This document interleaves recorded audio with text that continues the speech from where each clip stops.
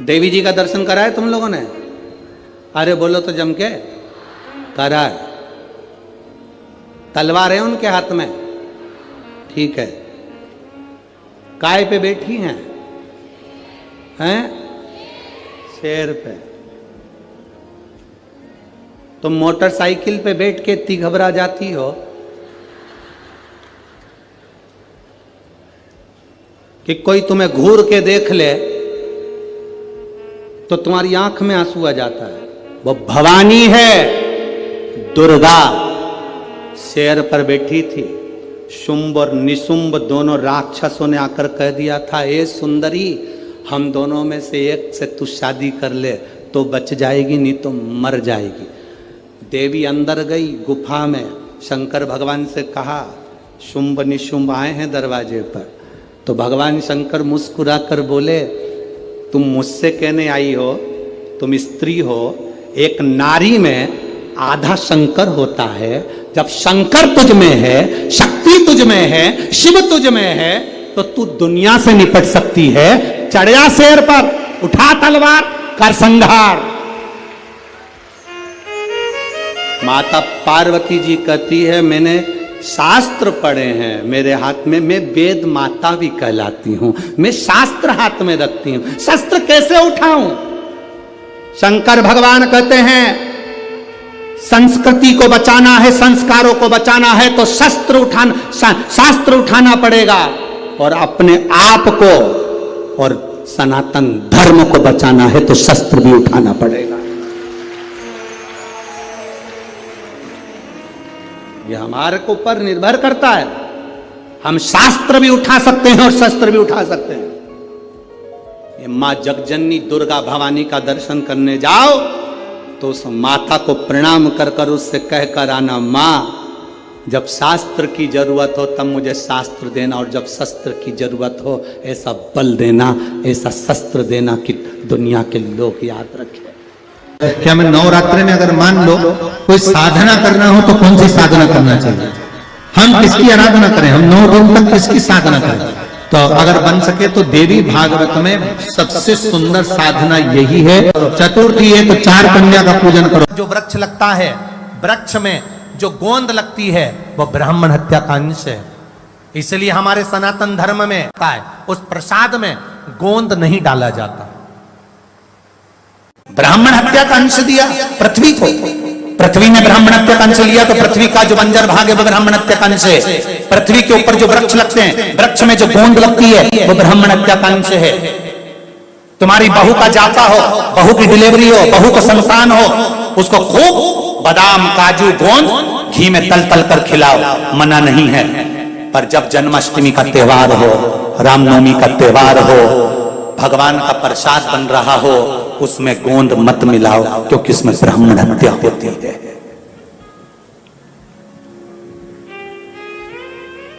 उसमें ब्राह्मण हत्या होती है।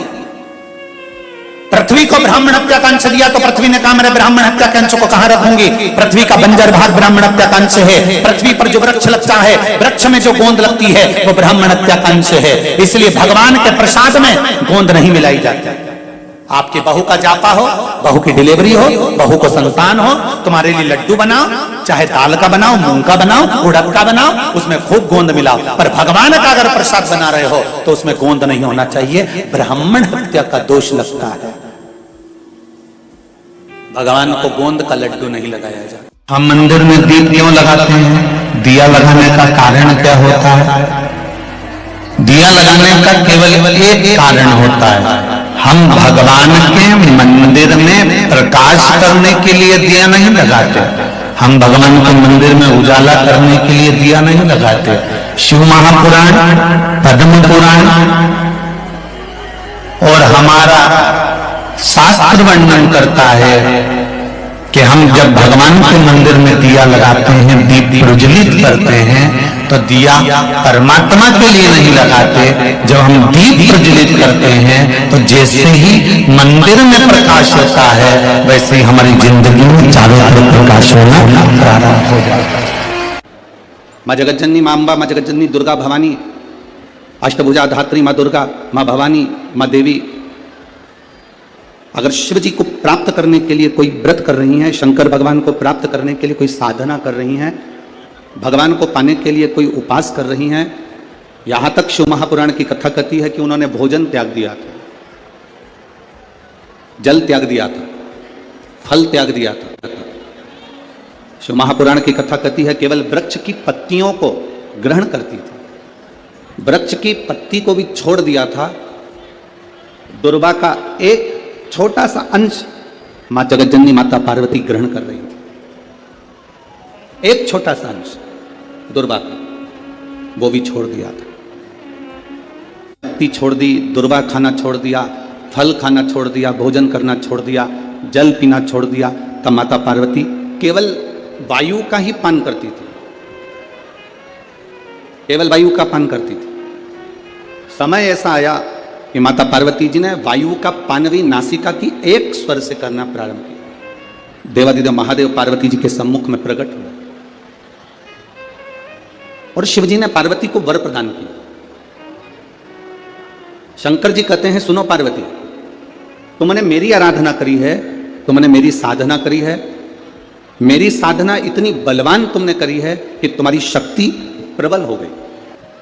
बाबा देवादिदेव महादेव की कथा को अगर आपने ये शिव और शक्ति के इस नवरात्रे के अवसर पर दिल से सुन लिया तो निश्चित है आपकी झोली खाली नहीं रहेगी, मेरा देवादिदेव महादेव भर कर ही रहेगा। मां पार्वती जी को देते हैं भगवान देवादिदेव महादेव। जो नारी,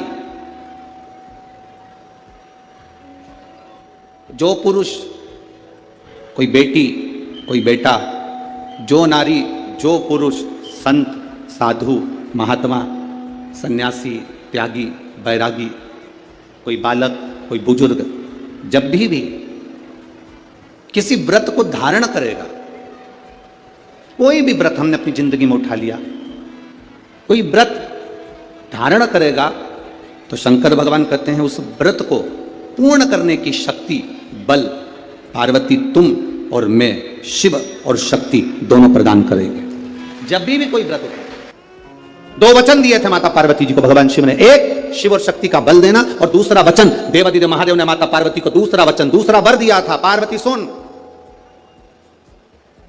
संसार में रहने वाली नारी, पुरुष, बच्चे, बूढ़े, इस मृत्यु लोक में जो रह रहा है, संसार में अगर उसके जीवन में कभी दुख की एक घड़ी भी आई है तो उसके कर्म से आई है। उसने जो पूर्व में कर्म किया होगा उसके अनुसार उसको एक दुख की घड़ी में भोगना पड़ा है। पर उस दुख की घड़ी में पार्वती अगर उसने भूलवश भी मुझे याद किया, शंकर कहते हैं मैं उसी क्षण उसके दुख को मिटाने के लिए संसार सागर में पहुंच जाऊंगा। मैं वचन देता हूं।